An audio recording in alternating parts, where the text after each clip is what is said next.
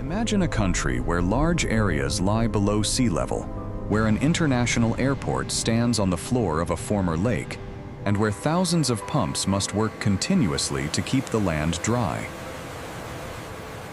If those pumps stopped, water would begin reclaiming entire regions.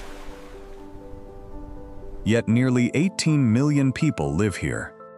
Cities stand. Farms produce food, and the country has one of Europe's strongest economies. This is the Netherlands. A nation created through a 1,000-year struggle with water. But this is not only a story about dams. It is about how water shaped Dutch society, how one catastrophic night changed the country forever, and why the Netherlands is now deliberately returning some land to its rivers. The name Netherlands means Low Countries, and it perfectly describes the geography. The country lies in the delta of major European rivers, including the Rhine and the Meuse. Over thousands of years, these rivers created a flat landscape of marshes, peat, and tidal wetlands. The land was fertile, but dangerously exposed. Before dikes and pumps, residents survived by building artificial hills called terps, raising homes and villages above floodwater. Around 1,000 years ago, the Dutch changed strategy. Instead of simply escaping the water, they began surrounding larger areas with embankments. These early dikes protected entire communities, but they also forced people to cooperate. One neglected section could flood every family behind it. Residents therefore formed water boards to maintain dikes, manage drainage, and collect taxes. These organizations existed before the modern Dutch state and still operate today. Water created a simple rule: either everyone worked together or everyone suffered. Keeping the sea outside was only half the challenge. Rain, rivers, and groundwater continued filling the lowlands from within.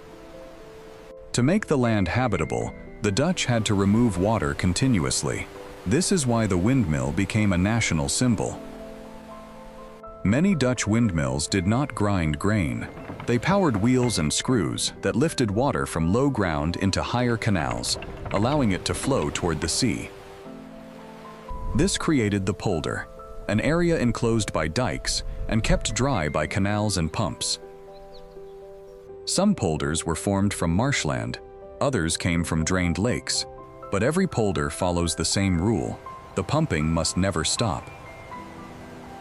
One famous example is Haarlemmermeer, whose former lakebed now contains Amsterdam's Schiphol Airport. Modern pumping stations have replaced most windmills, but the principle remains unchanged.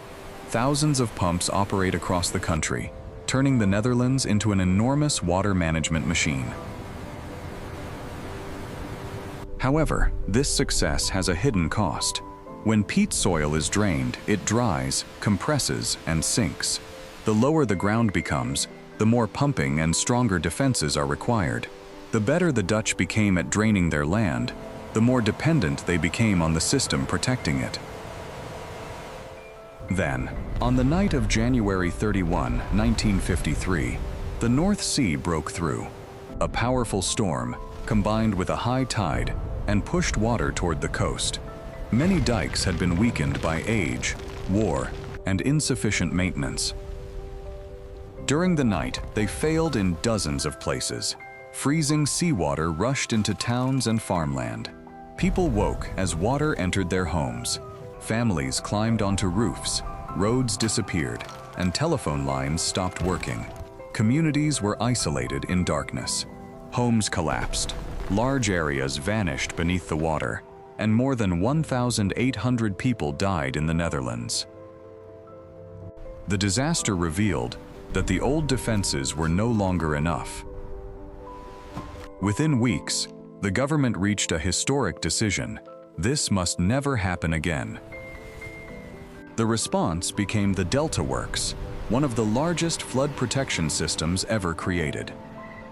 Engineers shortened the vulnerable coastline using dams, strengthened dikes, sluices, and movable storm barriers. The most famous is the eastern Scheldt barrier. The original plan was to close the estuary permanently, but that would have damaged tidal habitats and the fishing industry.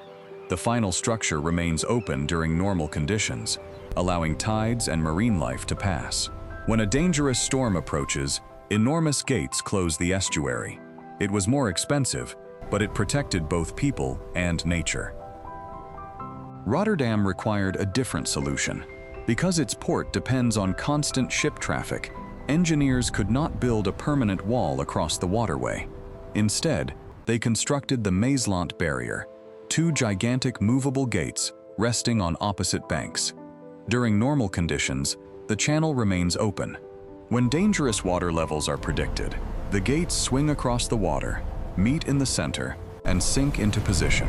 Together, these structures transformed Dutch flood protection into a coordinated national system. Instead of waiting for disaster and reacting at the final moment, the Netherlands built a system designed to prevent the disaster from happening at all. The Dutch did not stop at defending the country. They also created new territory.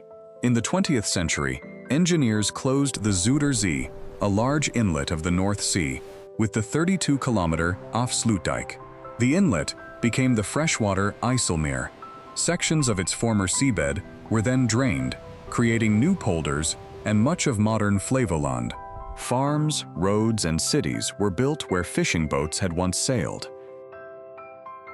During the drainage process, archaeologists discovered hundreds of shipwrecks buried beneath the former seabed. Today, people drive cars, build homes, and grow crops above vessels that sank centuries ago. But the project had a cost.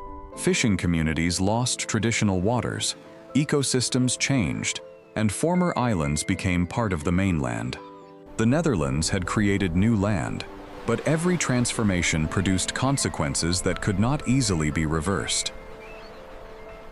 The most famous Dutch water story is about a boy who saved the country by placing his finger in a leaking dike.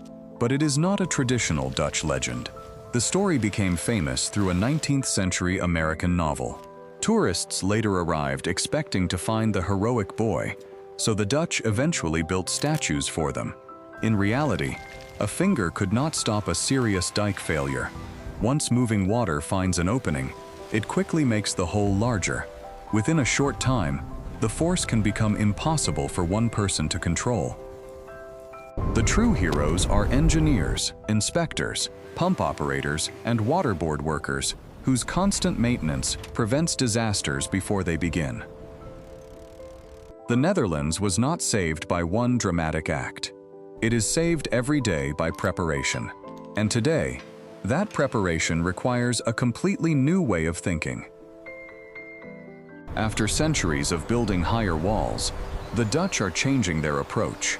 Rising seas, extreme rainfall, and stronger river floods have shown that barriers cannot simply be raised forever. Every wall has a limit.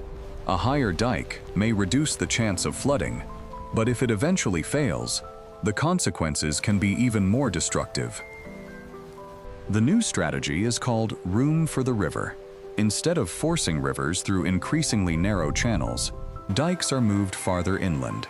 Floodplains are lowered, side channels are created, and selected areas are allowed to flood safely. In some places, farms have been purchased and families relocated. The logic is difficult but clear. Sacrifice a controlled area before uncontrolled water reaches a city. Rotterdam has created public spaces that temporarily store stormwater during heavy rainfall. Floating homes can rise and fall with changing water levels, rather than being destroyed by them. Along parts of the coast, engineers place enormous quantities of sand in one location and allow waves and currents to distribute it naturally, strengthening beaches over time. After fighting water for 1,000 years, the Dutch are learning to work with it. That may sound like surrender. In reality, it could be their smartest form of defense yet. The Netherlands exists because its people never stopped adapting.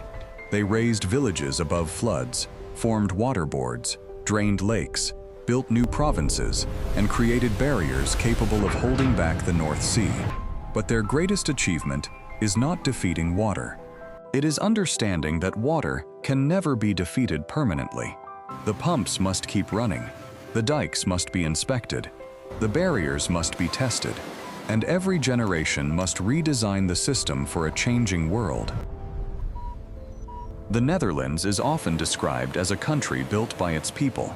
That is true, but it is also a country that must be rebuilt every day, because survival here does not depend on winning one final battle against the sea.